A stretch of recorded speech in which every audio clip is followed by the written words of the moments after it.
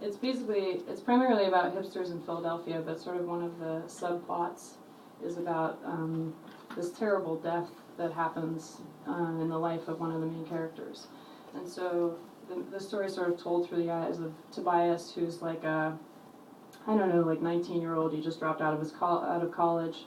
His youngest brother and parents died in a car accident. And Tobias goes to live with his oldest brother, Fletcher. And in this instance, he's sort of having a memory. Like an instance in their childhood. There's a third brother, Michael, who's the middle son. Okay.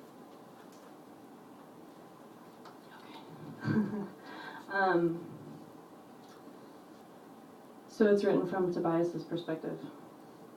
He remembered when they went to the lake once, and they were supposed to jump off the cliff before Freddie was born. Freddie's the youngest brother. And the cliff was very high, and Fletcher and Michael were very big comparatively. And before Freddie was born, Toby was the youngest, and they chided him always. The big boys chided him, and he was very brave and wanted to jump off the cliff like the other boys. And Judith, their mother, said, "Are you sure you really want to, Toby?" And Toby nodded because he was excited. And their father said, "Of course he does. He's a big boy, a little man already. He was born for this sort of thing," and clapped Toby on the back, and Toby was very proud. And Michael didn't care one way or another about anything. A nonchalant boy, their mother used to always say. And Fletcher was stretching, and Fletcher took a long time stretching and rubbing suntan lotion on his arms and legs. And Michael was bored, and Toby was bored, and everyone was waiting until Mitch said, "Come on, Fletch, what are you waiting for, you wuss?" Their dad was kidding, and everyone chuckled, but Fletcher looked mad and pink in the sun. "Mom, will you put some of this on my back?" And Mitch got mad then and turned away, a lumbering bear. Mitch is the father. Toby always thought about his dad like a lumbering bear. "Forget it, we'll go on," Mitch said. "You catch up if you want to go. Come on, Mike, let's get out of here and let these sorries take their time if they need. We'll get on and put on a good show." Mitch turned away from the adjacent islands of towels, corners covered in sand. He turned away and put his arm around Mike, and they ambled down the end of the beach, and Toby was indecisive before Freddie was born. Torn between opposing sides of his family, he paused, watching Fletcher sullenly drawing in the sand, their mother rubbing white cream on his back, her hands banal and quick and comforting. Then Toby looked again at the retreating backs of his father and brother. He looked over to the cliff in the distance and saw someone leaping, suspended for a split second of fall, and without knowing he'd made a decision, Toby turned about face and dashed after Mitch and Michael, playing at filling their footprints, enjoying the game of his failure as he bounded irregular puppy strides.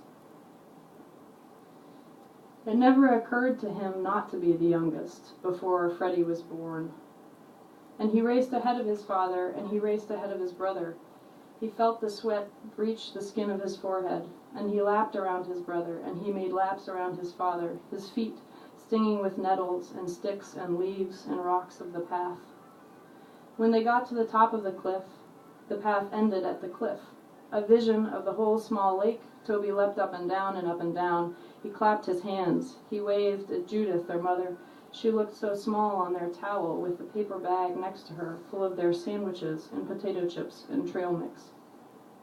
Toby covered her with his thumb. He could cover her whole body with his own little thumb, and he smiled at his father, who didn't smile back, and he smiled at Michael, who absently ruffled his head, and he hugged his father, who looked down, squinting at him, and smiled, and put his hand on Toby's head and knelt down.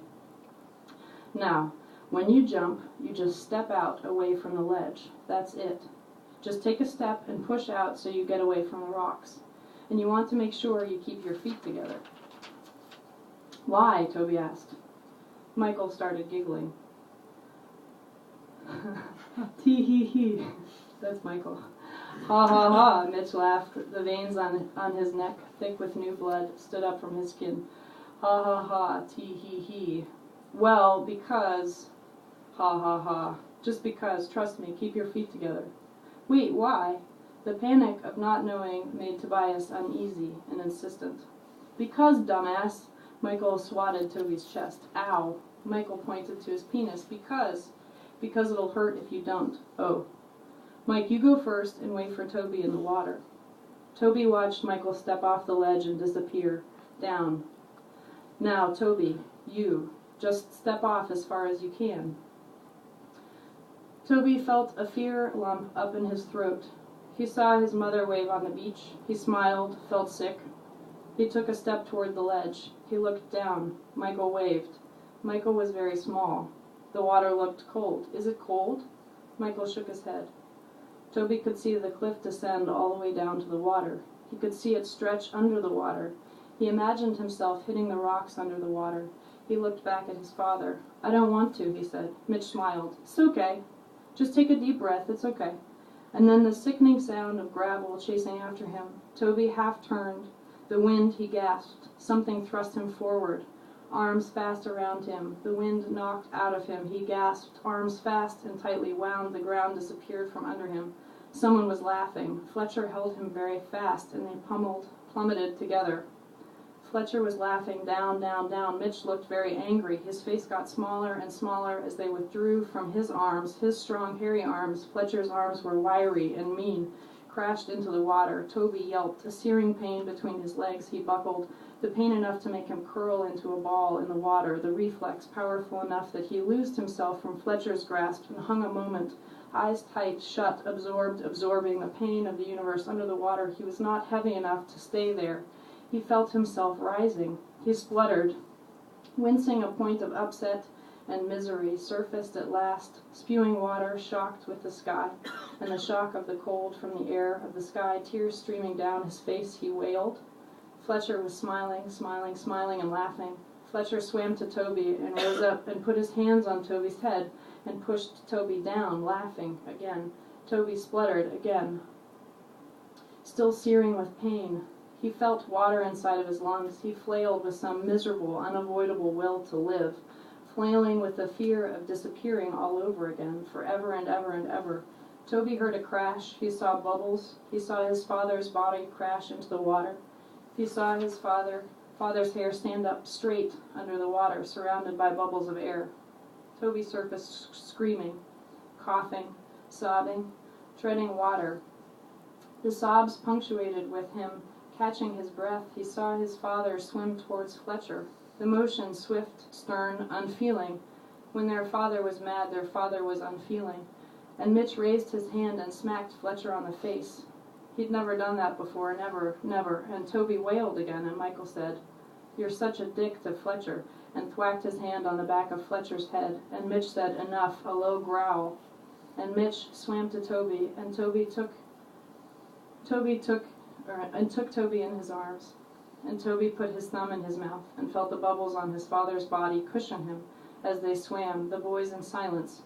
Judith, their mother, stood on the beach with her sunglasses on. They couldn't see her eyes. She had her hands on her hips. Her hands on her hips. She was getting bigger as they drew nearer and nearer. Her lips pursed, worried, with quiet, each of them. Mitch, Michael, Fletcher, and Toby felt sure they had disappointed her. When they got there, she only shook her head ever so slightly.